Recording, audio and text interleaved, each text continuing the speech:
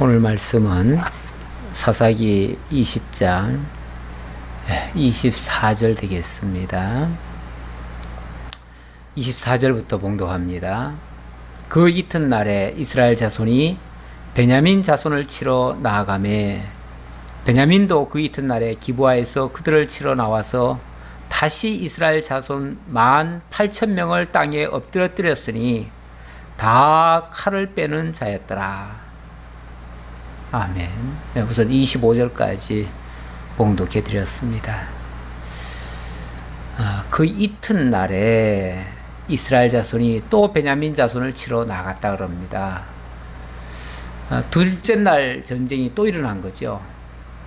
지난번 첫 번째 전쟁에서는 이스라엘 11지파가 베냐민 26,000명과 더불어 전쟁을 했는데 약 4만 명 대 26,000명의 전쟁인데 4만 명을 가진 이스라엘 11지파가 대패를 당했습니다.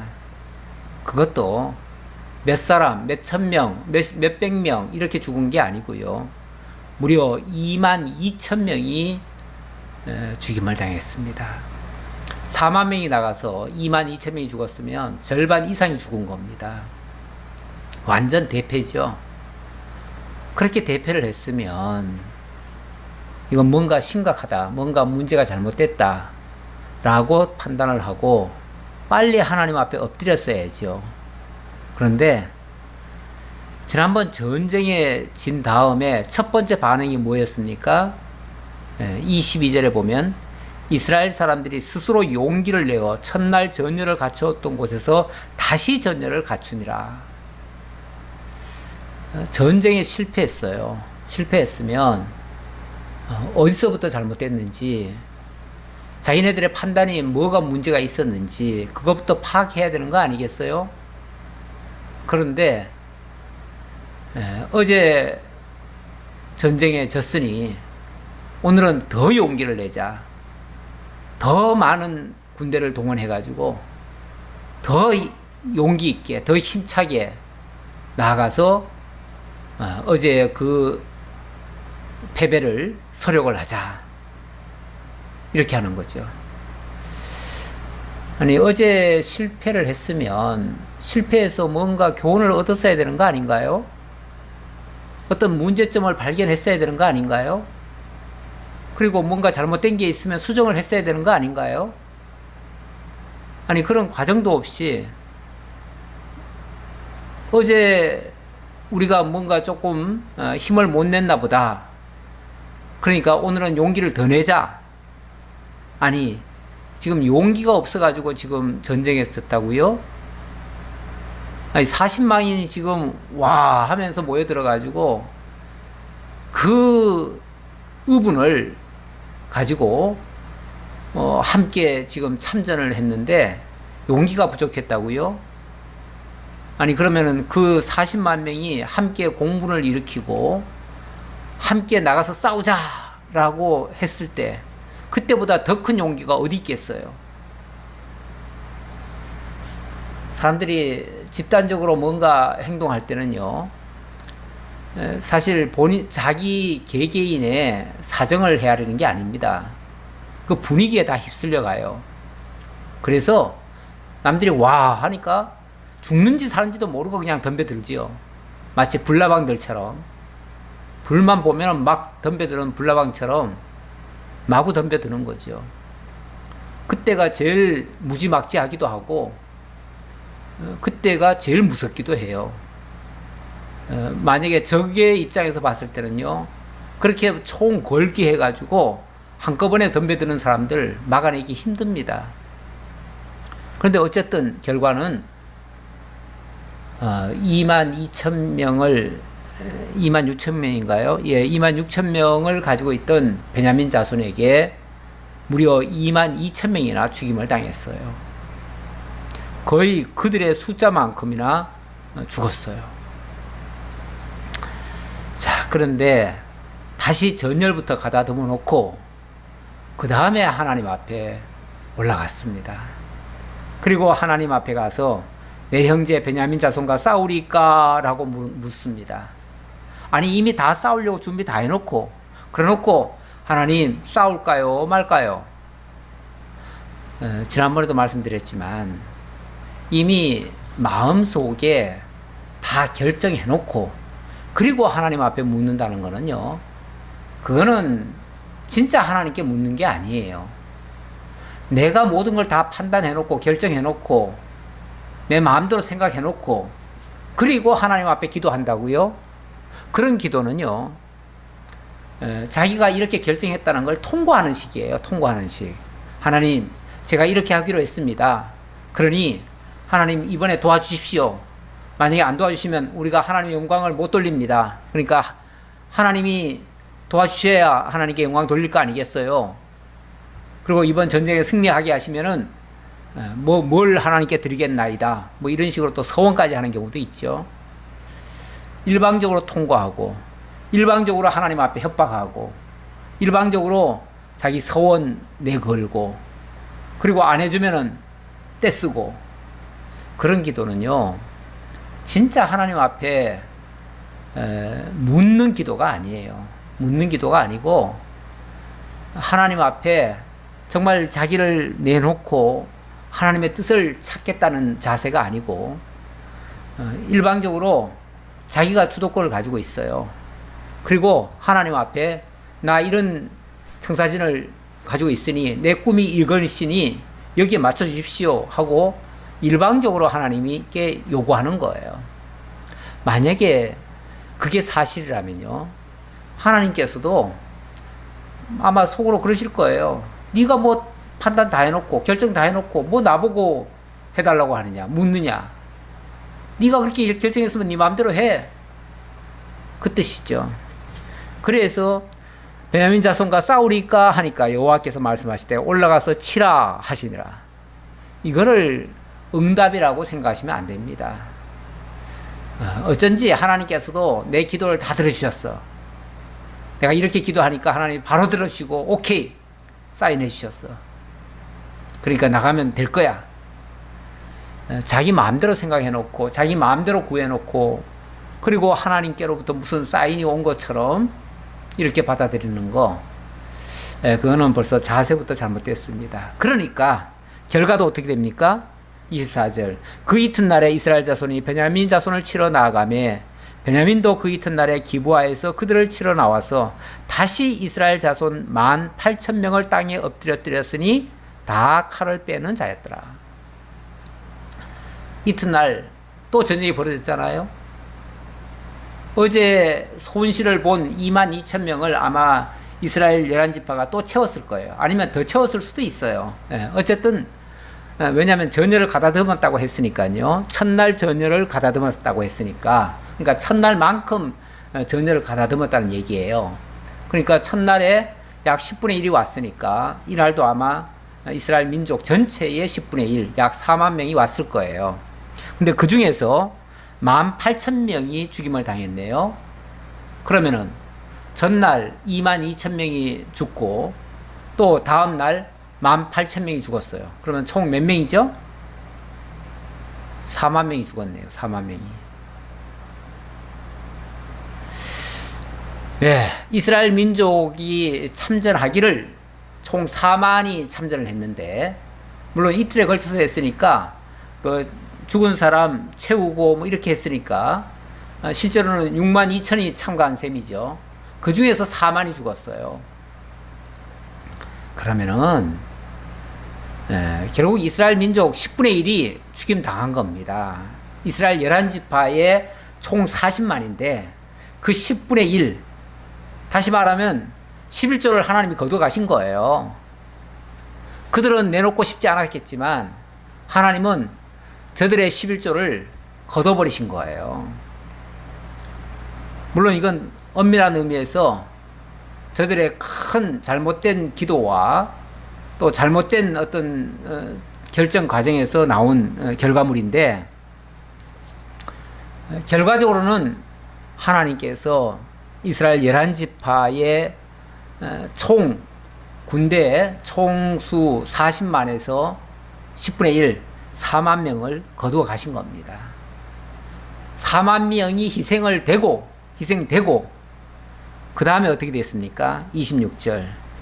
이에 온 이스라엘 자손 모든 백성이 올라가 베델에 이르러 울며 거기서 여호와 앞에 앉아서 그날이 저물도록 금식하고 번제와 화목제를 여호와 앞에 드리고.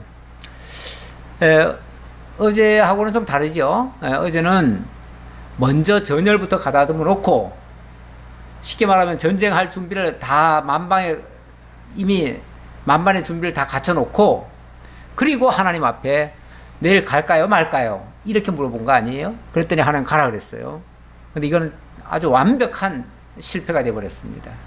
근데 오늘은요, 연 이틀에 걸쳐서 완벽한 실패를 당하고 결국은 이스라엘 민족 10분의 1이 죽임을 당한 상태에서 그제서야 하나님 앞에 엎드린 거예요.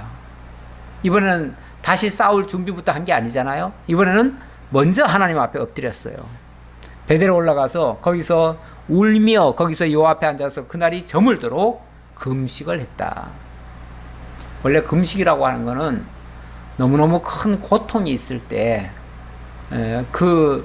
정말 하나님께서 주신 그 고난을 온전히 받아들인다고 하는 그런 의미에서의 금식입니다.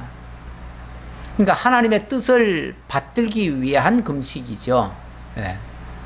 뭐 내가 내 목적을 달성하기 위해서 하나님 앞에 떼쓰려고 금식하는 것은 합당치 않고요. 그러나 하나님의 뜻을 온전히 알기 위해서, 아니면은 또 선한 목적을 이루기 위해서, 그래서 당하는 그 고난, 그런 고난을 또 금식이라고 표현하기도 해요. 왜냐하면 그렇게 하기 위해서는 내 많은 희생이 따르잖아요. 그러니까 금식에는 단순히 바꾼다는 차원이 아니라 하나님이 주신 그 고난의 의미를 찾는 거예요. 그렇게 하려니까 하나님 앞에 밥도 굶기도 하고요. 또 아니면은 모든 일상을 다 멈추고요. 그리고 온전히 하나님 앞에만 온전히 매달리면서, 하나님, 도대체 이런 어려운 일들이 왜 왔습니까? 우리는 어떻게 해야 됩니까? 이걸 어떻게 이걸 돌파해야 됩니까? 하나님 알려주십시오. 그러면서 진짜 하나님의 뜻을 찾기 위한 그런 금식이어야 맞지요. 이제서야 이스라엘 자손들이 좀 정신을 조금 차린 거예요. 결국 10분의 1이 희생당하고 나서 그리고 하나님 앞에 엎드린 겁니다. 그래서 거기서 여호와 앞에 앉아서 그날이 저물도록 금식하고 번제와 화목제를 여호와 앞에 드리고 이스라엘 자손이 여호와께 물으니라. 그때는 하나님의 언약궤가 거기 있고 아론의 자손인 엘르아살의 아들 비느하스가 그 앞에 모시고 섰더라.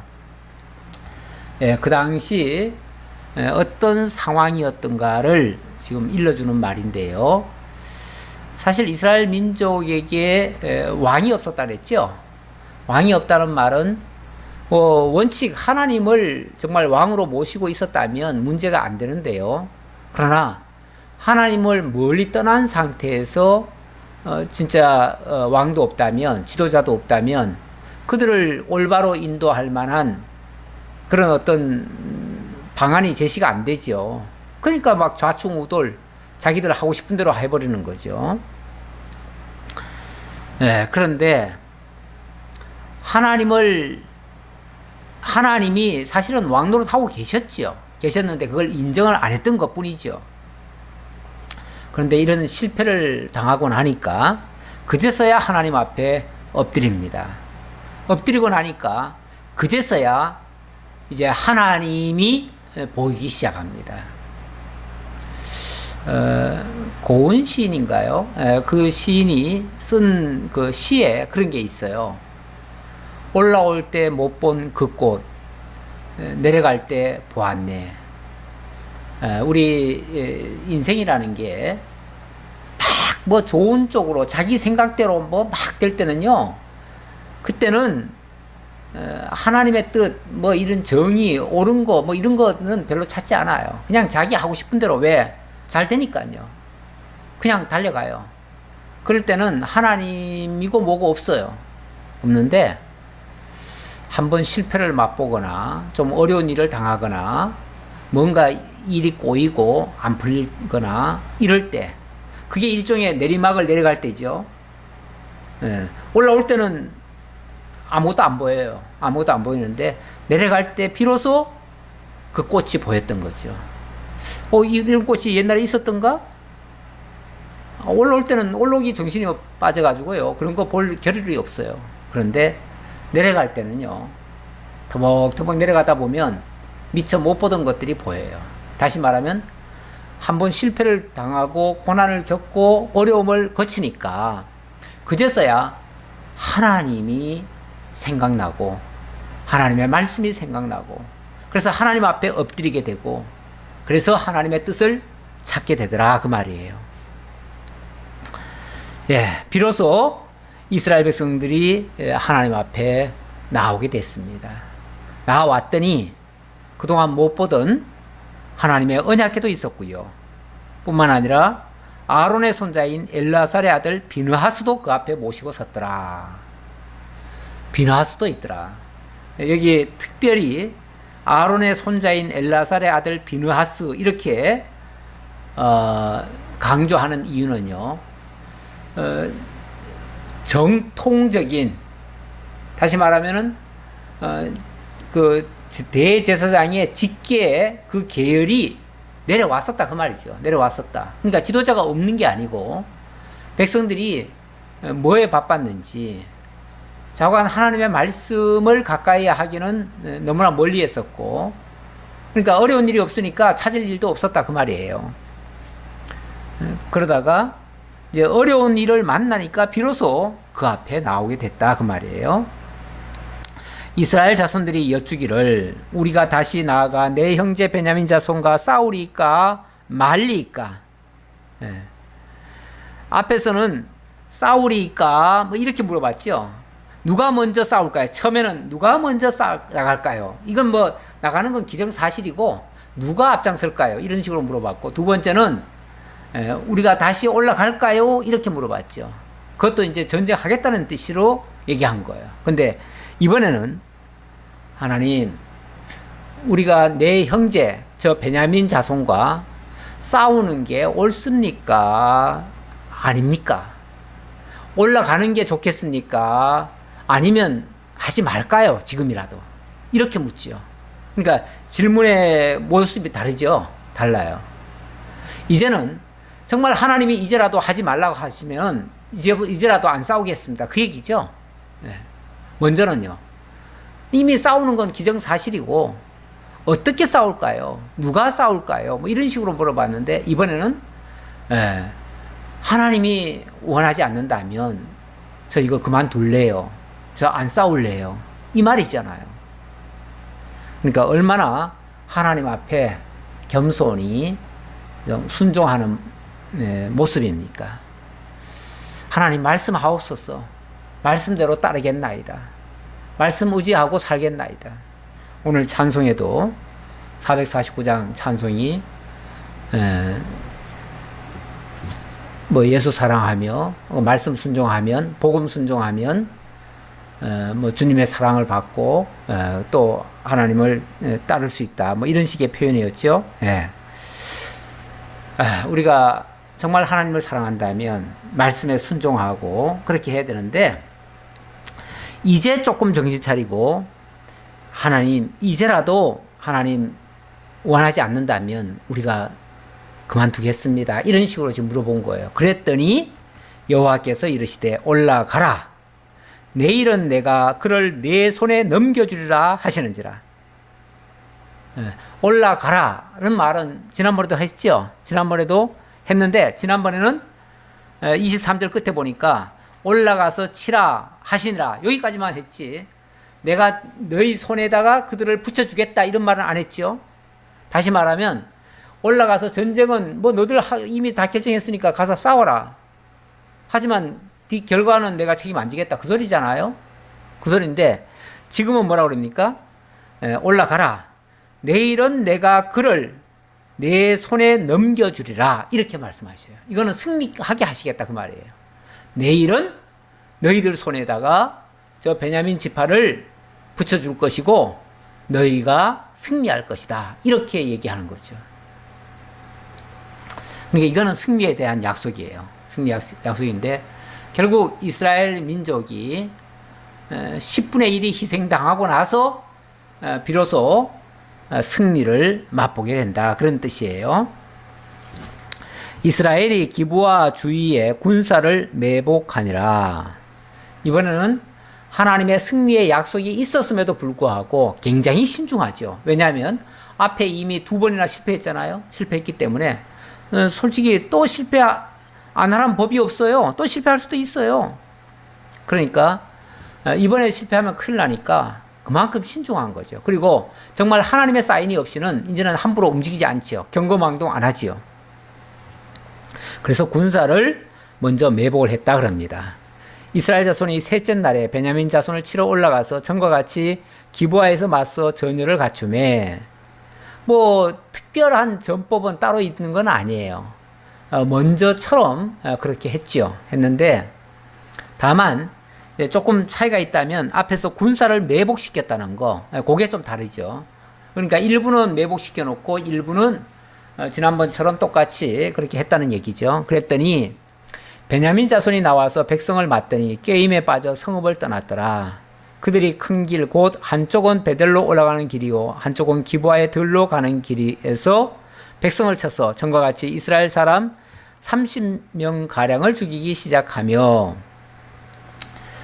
일단은 이스라엘 백성들이 이제 매복을 시켰잖아요. 매복을 시키고 일부를 지난번처럼 이렇게 쳐들어가게 했어요. 그랬더니 저놈들이 오늘도 똑같은 방식으로 또 오는구나.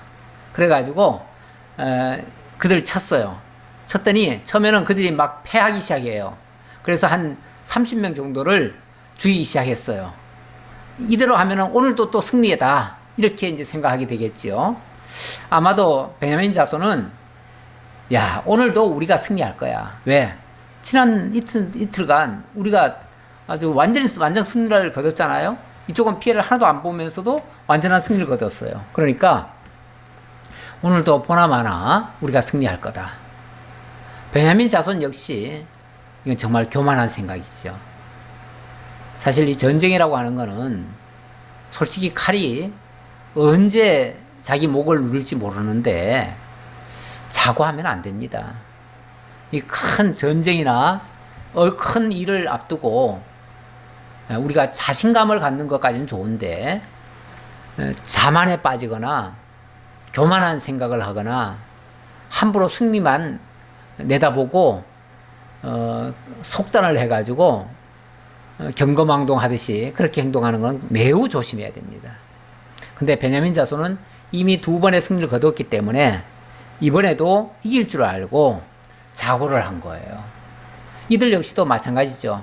그들도 하나님께 묻지 아니하고 자기들 식대로 한 거죠. 그래서 32절 베냐민 자손이 스스로 이르기를 이들이 처음과 같이 우리 앞에서 패한다 하나 이스라엘 자손은 이르기를 우리가 도망하여 그들을 성읍에서 큰 길로 깨어내자 하고 이스라엘 사람이 모두 그들의 처소에서 일어나서 바알 다말에서 전열을 갖추었고 이스라엘의 복병은 그 장소 곧 기브아 초장에서 쏟아져 나왔더라. 다시 말하면 그 앞에서 나아갔던 그 사람들은 엄밀한 의미에서 유인하기 위한 일종의 그 요즘 말로 하면 총알바지, 화살바지 이렇게 되는 거죠. 그러니까 적을 유인하기 위해서는 적에게 조금 패도 해줘야죠. 패해주는 척 하면서 도망을 가죠. 도망가다가 이제 복병들이 일어나가지고 그들을 치는 거죠. 일단은 도망을 가줘야 그들이 성에서 빠져나올 것이고 그들의 그 안전한 장소에서부터 끌어내올 수가 있어요. 그렇게 되면 전략상 승리가 가능하죠. 일종의 전략상 후퇴를 한 거죠. 전략상 패배와 후퇴를 했더니 그 꾀임에 이 베냐민 자손들이 그만 넘어와 버렸어요. 자, 그래서 34절 온 이스라엘 사람 중에서 택한 사람 10,000명이 기브아에서 이르러 치매 싸움이 맹렬하나 베냐민 사람은 화가 자기에게 미친 줄을 알지 못하였더라. 한 만여 명이 이렇게 매복해서 거기서 튀어나와 가지고 그들과 막 싸웠는데, 그때까지도 이 베냐민 자손들은 자기네들이 함정에 빠졌다는 사실을 몰랐어요. 모르고 요들만 이들이 지금 저항을 하는가 보다, 이들만 죽이면 되겠구나, 이렇게 생각을 한 거죠. 그런데 여호와께서 이스라엘 앞에서 베냐민을 치심해 당일에 이스라엘 자손이 베냐민 사람 25,100명을 죽였으니 다 칼을 빼는 자였더라. 아니 26,000명, 기브아 사람들까지 포함하면 26,700명이 전부인데 26,700명 중에서 25,100명을 죽였다네요. 25,100명. 예. 얼마나 남았습니까? 26,000명에서 라고 계산해 보면은 900명 남은 셈이고요. 900명에다가 700명 더하면은 1,600명. 베냐민 자손들이 자고한 거의 다 돌이기 된 거예요. 거의 다 죽어버린 거예요. 예. 한 1,000여 명 남짓 이제 살아남은 거예요. 이에 베냐민 자손이 자기가 패한 것을 깨달았으니 이는 이스라엘 사람이 기브아에 매복한 군사를 믿고 잠깐 베냐민 사람 앞을 피하며 복병이 급히 나와 기브아로 돌격하고 나아가며 칼날로 온 성읍을 쳤습니다. 결국 이스라엘 지파의 완벽한 전략적 승리죠. 예. 그들의 전략이 먹혀 들어간 거예요. 승리한 거예요. 뭐 그들의 전략이 뛰어나서라기보다는 하나님께서 오늘은 너희 손에다 붙여주겠다라고 말씀하셨잖아요. 그러니까 붙여주신 거죠. 뭐 붙여주시려고 그 상대방들은 어리석은 생각을 갖게 만들었죠. 자만하게, 교만하게 만들었죠. 그래서 결국은 그들이 진멸을 당했습니다. 처음에 이스라엘 사람과 복병 사이에 약속하기를 성읍에서 큰 연기가 치솟는 것으로 군호를 삼자 하고 이스라엘 사람은 싸우다가 물러가고 베냐민 사람은 이스라엘 사람 30명 가량을 쳐 죽이기를 시작하여 이르기를 이들이 틀림없이 처음 싸움같이 우리에게 패한다 하다가 연기 구름이 기둥같이 성읍 가운데서 치솟을 때에 베냐민 사람이 뒤를 돌아보며 온 성읍의 연기가 하늘에 닿았고, 자, 이스라엘 백성들이 처음에는 한 30명가량의 희생을 낳았죠. 희생을 했죠. 희생을 당했죠. 희생 당하면서 좀 패배를 했습니다. 근데 이게 전략이었어요. 작전상 후퇴였어요. 그것도 모르고 이 베냐민 자손들은 어제처럼 우리 작전이 먹혀 들어가는구나. 저들 별거 아니구나. 오늘도 이대로만 밀고 나가면 우리가 이길 수 있다. 뒤는 생각 안 한 거예요. 뒤는 생각 안 했어요. 참 바보스러운 게요. 어제 승리했으면 오늘도 승리합니까? 스포츠 게임에도 보면 어제 승리한 팀이니까 오늘도 승리할 것이다 하고 대충대충 해도 저들을 이길 것이다. 이렇게 생각하면 그 다음날 승리할까요? 그런 식의 생각으로는 절대 승리 못합니다. 왜냐하면 어제 졌던 사람들이 어제 진 방식으로 오늘도 똑같이 할까요? 절대 그렇지 않습니다. 어제 졌으면 왜 졌는지를 파악하고 오늘은 작전을 바꿔요. 틀림없이 바꿔요. 그러니까 정말 고단수라면요. 어제 이렇게 해서 졌으니까 오늘은 이렇게 바꿀 것이다 라는 것까지 생각하고 그거에 대비해서 나가는 것이 맞아요. 왜 바둑 두시는 분들이 고단수들은 보면요. 그 바둑반 전체의 그 경우의 수라는 게 있어요. 이런 경우는 어떻게 할 것이다. 내가 이렇게 하면 상대방이 어떻게 나올 것이고 상대방이 어떻게 나오면 내가 어떻게 해야 될 것이다. 이것까지를 다 계산을 합니다. 그 수를 몇 집 앞으로만 내다보는 사람이 있고요. 그거를 벌써 몇십 집을 앞을 내다보는 사람이 있어요. 심지어는 마지막 결과까지 다 내다보는 사람까지도 있어요. 그런 식으로 내다볼 줄 안다면 뭐 틀림없이 이기죠. 예. 그게 이제 수가 부족하죠. 만약에 그렇게 못하는 사람이 있다면 그게 수가 부족한 거죠. 그래서 어제와 똑같이 어제 잘했으니까 오늘도 똑같이 하면 된다. 그런 생각은 굉장히 안일한 생각이죠. 우리 신앙인도 마찬가지예요. 어제 내가 하나님의 은혜를 입었으니까 오늘도 하나님의 은혜 속에 살 것이다. 내일도 여전히 은혜 속에 살 것이다. 그리고 나는 노력 하나도 안 해요. 왜? 나는 어차피 하나님의 은혜로 사는 사람이니까. 그러면은 마귀 밥되기 딱 좋습니다. 마귀가 그런 거 계산 안 하고 덤빌 줄 아세요? 네, 다 은혜라고 착각하게 만들어 놓고 공격하기 시작해요. 그러니까 어제 잘했다고 해가지고 오늘도 잘할 것이다, 내일도 잘할 것이다, 이렇게 막연한 생각으로는 우리가 영적 전쟁에서도 승리하지 못합니다. 어제는 하나님의 은혜로 이겼어요. 오늘도 하나님의 은혜가 아니라면 오늘도 이긴다는 보장이 없어요. 내일도 마찬가지예요. 항상 하나님의 은혜로, 항상 하나님이 일러주시는 방식대로 하나님이 이끄시는 그 길을 우리가 갈 생각을 해야지, 어제 배웠으니까, 어제 알았으니까, 어제 방식대로만 하면 돼. 이미 마귀가 지금 딴 작전 펼치고 있는데 되겠어요? 그런 안일한 자세로는 우리가 승리하기 어렵습니다. 그래서 날마다 깨어 있어야 되고요. 날마다 하나님의 말씀으로 무장을 해야 됩니다. 하나님의 말씀이 그 마귀의 그 전략, 전술을 이겨낼 수 있도록 하실 겁니다. 자, 42절입니다. 이스라엘 사람 앞에서 몸을 돌려 광야길로 행하였으나 군사가 급히 추격하여 하며 각 성읍에서 나온 자를 그 가운데서 진멸하니라. 이 베냐민 자손들이 너무 당황을 했어요. 왜? 이거는 자기네들 예상도 못한 일이에요. 이렇게 복병이 나올 줄은 꿈에도 생각 못했어요. 그리고 어제 방식대로 하면 될 줄 알았는데 그게 안 맥혀 들어간 거예요. 그러니까 너무 당황한 나머지 이제 뒤로 돌아갈 수는 없고요. 돌아갈 수 없으니까 또 앞으로도 갈 수도 없고요. 그러니까 어디로 갔냐면은 광야로 도망을 갔대요. 이 광야라고 하는 데는 사실상 숨을 데가 없습니다. 광야로 가가지고 살 수 있는 방법이 거의 없습니다. 하지만 뭐 급하니까 어떻게 해요? 거기밖에 트인 곳은 없으니까요.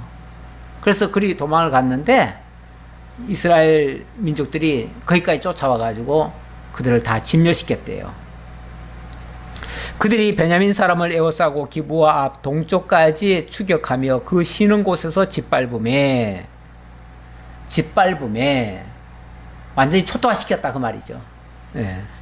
그들이 쉬는 곳, 그들이 여기는 안전하다라고 자기네들끼리 생각했던 그곳, 자기네들의 그 베냐민 지파의 쉽게 말하면은 아지트 같은 곳이죠. 예. 그런 곳에까지도 쳐들어가 가지고 결국은 그들을 다 짓밟았다. 그렇게 해서 베냐민 중에서 엎드려진 자가 18,000명이니 다 용사더라. 18,000명, 18,000명이 죽임당했다.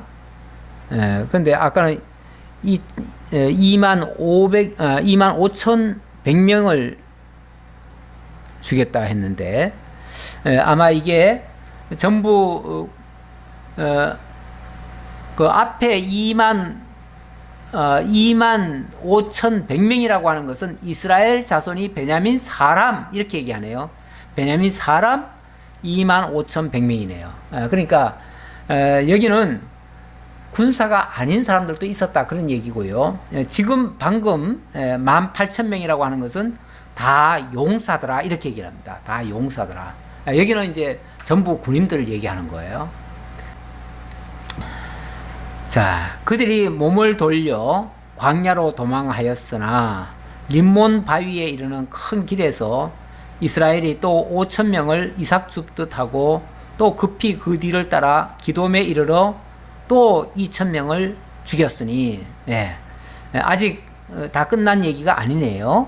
그러니까 앞에서는 이게 이제 토탈을 얘기한 것 같으네요. 토탈을 얘기했고, 여기는 지금 쓰러뜨린 그 과정별로 숫자를 지금 통계를 낸 겁니다. 그러니까 앞에서 18,000명, 그 다음에 5,000명, 그 다음에 2,000명, 이렇게 되네요. 이렇게 돼가지고, 이날에 베냐민 사람으로서 칼을 빼는 자가 엎드러진 것이 모두 25,000명이니 다 용사였더라.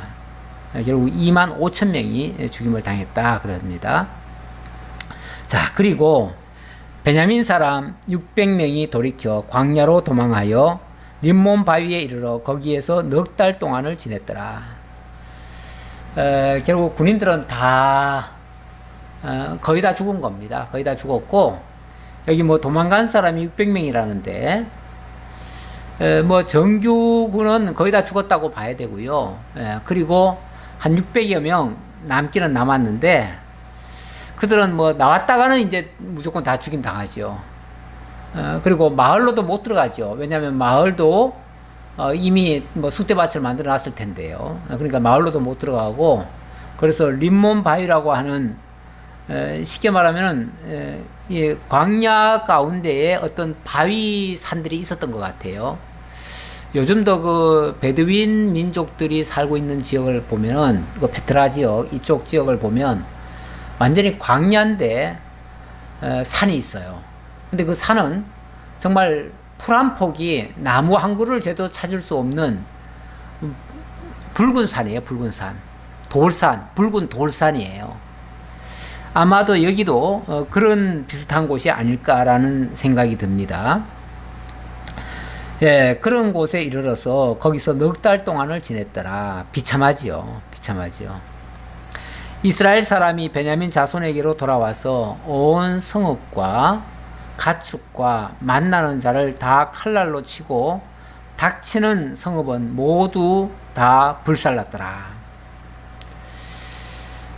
자, 일단은 이스라엘 민족이 대승을 거뒀습니다.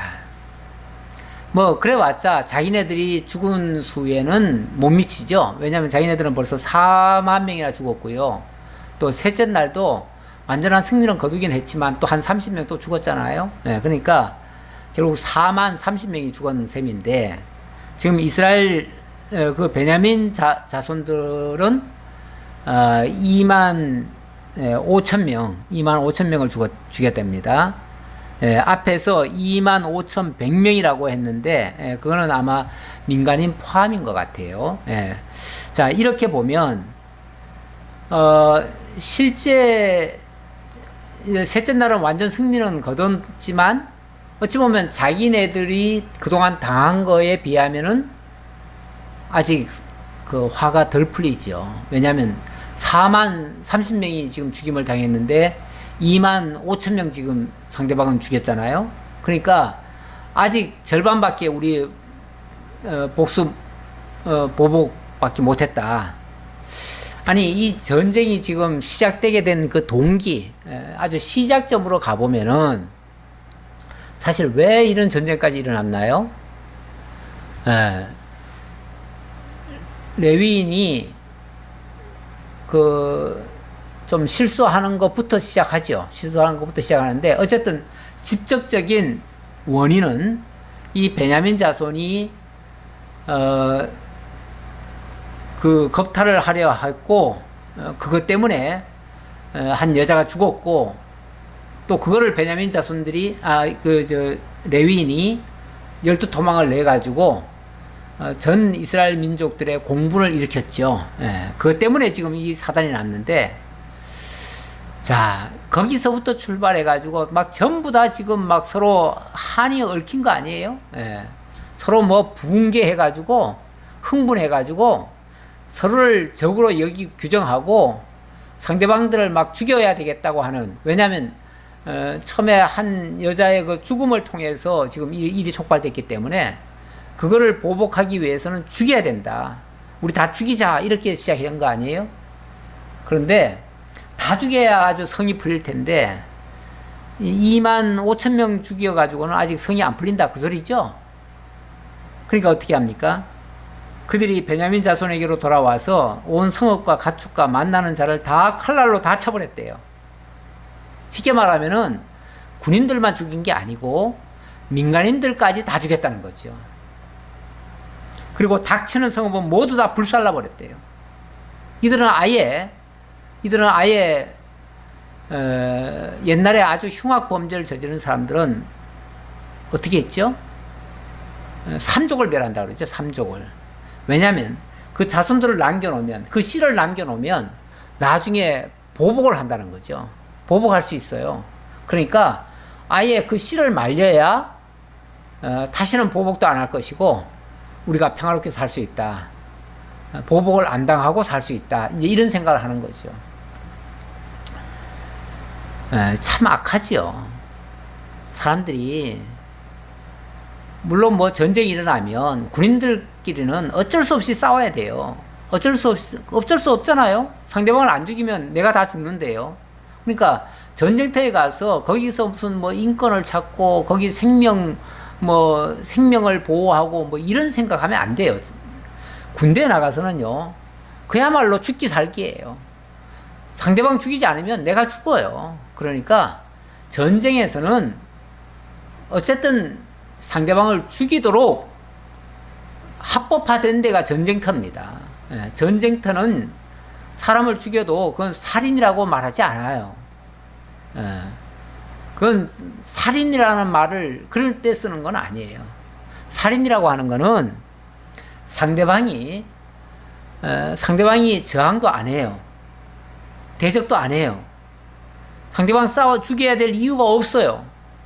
그런데 어떤 이유에서든 상대방을 죽였어요.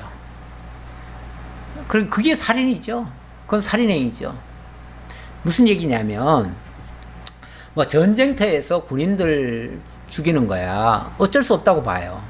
그거는 뭐 어쩔 수 없는데, 아니 군인들 죽였으면 일단 끝난 거 아니에요? 그 전쟁 끝나야지요. 끝내야지요. 끝내야 되는데 민가까지 들어가 가지고 그 부녀자들까지 다 죽여버려요. 뿐만 아니라 그들이 살고 있던 집들까지도 다 불질러 버려요. 이건 살인행위죠. 이건 만행이라고 해야죠. 예. 이거는 용서받을 수 없는 정말 악행이죠. 우리 하나님께서도 전쟁을 허락은 하시지만 무자비한 그 살육전을 허락하시지는 않아요. 예. 무고한 사람들 죽이는 것까지 하나님이 허락지 않아요. 그거는 있을 수가 없어요. 지금 이스라엘이 어쨌든 승리는 거뒀습니다. 승리 거두는 그 과정에 그 여호와의 언약궤 앞에서 대제사장 엘르아살의 아들 비느하스도 있었고, 정말 이번에는 본격적으로 하나님 앞에 기도하고 응답받아서 승리의 약속도 받고 그리고 전쟁에 이겼어요. 하지만 그 방식에 있어서는 너무 무자비했어요. 그리고 무엇보다 군인들 외에 민간인들까지, 어린 사람들과 여자들까지 무참히 다 짓밟아버리고 다 죽여버린 거, 이거는 용서받을 수 없는 더 큰 죄악입니다. 사실 이런 일들이 전쟁 일으킬 만한 일들입니까? 물론 뭐 겁탈한 사건 굉장히 안 좋죠. 그리고 12토막 낸 사건 더 안 좋고요. 또 그것 때문에 전 민족이 흥분해 가지고 전쟁을 일으킨 거, 이건 더욱 진짜 나쁜 거죠. 정말 하나님의 사람은요, 화평을 위해서 나가야 됩니다. 전쟁을 할 일이라도 그냥 싸움 정도로 멈추게 해야 되고요. 싸움할 것도 서로 타협하고 할 수만 있으면 그렇게 멈춰야 됩니다. 일을 자꾸 줄여야죠. 화를 점점 죽여야지요. 화를 죽여야지. 작은 일 가지고 침소붕대해가지고 막 큰 사건인 것처럼 하고 그것 때문에 사람을 죽이고 더군다나 전쟁까지 하고 민족 상쟁까지 일으키고 그러면 그거는요 다 같이 죽자는 얘기예요. 이거는 하나님 앞에서 엄청난 죄를 더 범하는 결과가 되어집니다. 왜 이런 일이 발생합니까? 왕이 없으므로 백성이 자기 소견에 옳은 대로 행한 결과입니다. 참 어리석은 그러한 생각들이 결국 말씀이 지배하지 못하면 사람은 이렇게 어리석어지고요. 사리 분별도 제대로 못합니다. 그리고 실수만 하게 돼 있습니다. 오늘날도 마찬가지예요. 그 규모가 다르고 뭐 사정은 다 다를 수 있지만 오늘날도 정말 하나님의 그 인도하심, 하나님의 진리를 통한 가르치심을 우리가 제대로 받지 못한다면 지금도 너무너무 어리석은 판단과 결정과 행동을 통해서 많은 사람을 실망시키고 그것 때문에 사람들 간에 싸움까지 일어나고 뿐만 아니라 살육전도 일어날 수 있어요. 지금도 뭐 전쟁이라고 해가지고 민족 간의 전쟁도 가만히 보면요 별거 아닌 거 가지고 전쟁이 일어납니다. 뭐 정말 사소한 말실수 한마디 때문에 또 전쟁이 일어나요. 그러니까 정말 하나님을 믿는 사람들은 말부터 조심스럽게 하고 상대방의 화를 돋구는 게 아니라 수그러뜨리는, 그래서 할 수만 있으면 평화를 도모하는 그런 사람들이 되어야 됩니다. 우리 하나님께서 우리 믿는 자들을 이 화평의 메신저로 삼아 주셨습니다. 이 복음 자체가 평화의 복음이에요. 화목의 복음이에요. 우리가 화목을 전하는 자고 화목해 하는 자예요. 화목해 하는 직분을 받았다고 하죠. 사도 바울이 그렇게 얘기하죠. 너희는 화목해 하는 직분을 받았다. 그러니까 모든 사람과 화목하라. 진리의 말씀이 함께하면 화목할 수 있습니다. 그러나 하나님의 말씀이 함께하지 않으면 엄청난 폐해가 나오게 됩니다. 그리고 하나님은 오늘 이스라엘 민족 10분의 1이 죽임 당하면서 결국은 이런 문제가 일단락 되긴 됐는데 아직 완전히 끝난 건 아니죠. 끝난 건 아니고 이 후유증이 또 엄청나게 나옵니다. 근데 어쨌든 하나님의 구원 사역에 10분의 1의 희생이 있었다는 거, 이거를 아마 이거는 신학적으로 영적으로 말하면 우리 하나님께서는 승리라고 하는 게 거저 나오는 게 아닙니다. 많은 희생을 통해서 승리를 거두게 되는데 그 희생이라고 하는 거는 정말 먼저 하나님께 바쳐지는 10분의 1이 어찌 보면 하나님께 바쳐진 거예요. 그들의 그 죄값에 대한 희생이 10분의 1이 돼버린 거예요. 우리 하나님께서 그 10분의 1을 희생양 삼으셔서 그들을 승리케 하시기는 했지만 이건 뭐 상처뿐인 승리입니다. 이건 영광의 승리가 아니에요. 이거는 상처뿐인, 양쪽 다 상처뿐인 승리예요. 이런 승리는 얻으면 뭐합니까? 이런 승리 얻어서 뭐 할 겁니까? 참 쓸데없는 승리 하겠다고 피투성이로 싸우는 사람들이 많아요. 목숨 걸 때 안 걸 때 아무데나 목숨 걸고, 이건 정말 어리석은 행동들입니다. 정말 목숨 걸어야 될 때는요, 진리 때문에는 걸 수 있어요. 우리 정말 생명 내거는 것은 하나님의 영원한 이 복음을 위해서, 이 진리를 지키기 위해서, 그럴 때는 생명 내걸어도 아깝지 않지만 그렇지 않은 쓸데없는 것에 객기 부리듯이 자기 고집 피우다가 생명 잃는 거는 가치가 떨어집니다. 우리 하나님 앞에서 정말 진리의 말씀에 순종하고 겸손히 하나님 따름으로써 정말 화목해 하는 그런 직임을 잘 수행하시는 우리 성리로교회 성도님들 다 되시기를 진실로 기원합니다. 아버지 하나님 감사합니다.